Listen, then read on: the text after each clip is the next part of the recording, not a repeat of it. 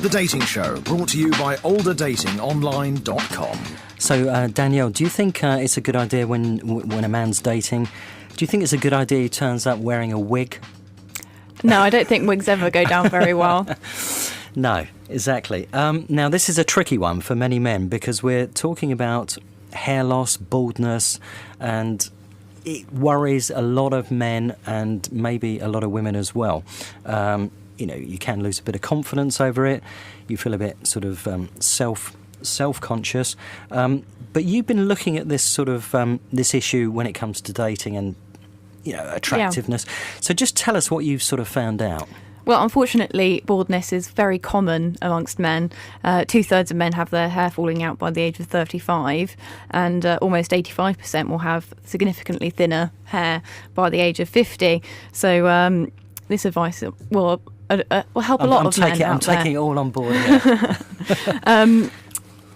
The University of Pennsylvania did a study of men with shaved heads, and overall they were rated as more dominant, so that's a good sign.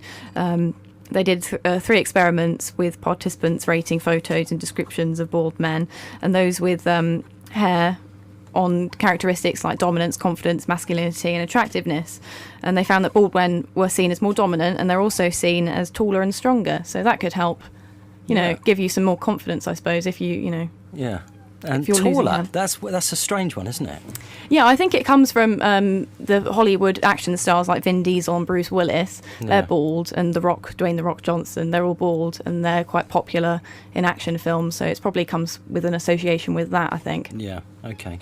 And what sort of tips can you give people if they are losing their hair? I mean, presumably, I've always been told keep it quite short. Don't have long, straggly hair, and that looks even worse. Yeah, I think most people prefer it if you're going bald to just accept it and just either shave your head completely or keep your hair shorter instead of trying to quaff over your hair and try and hide the bald patches as much as you can. And have a comb over. Yeah, no, I don't think comb over is a particularly good trend from the 70s and 80s. Yeah, exactly.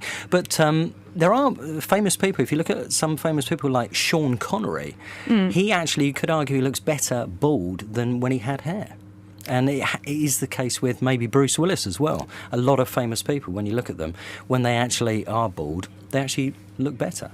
Yeah, and in Breaking Bad, the main character shaves off his head, and everyone said, he looked so much better when he had a shaved head than before when he was had his hair, and he was losing his hair because of the chemotherapy, so he decided to get rid of it all, and everyone said he looked so much better. Yeah.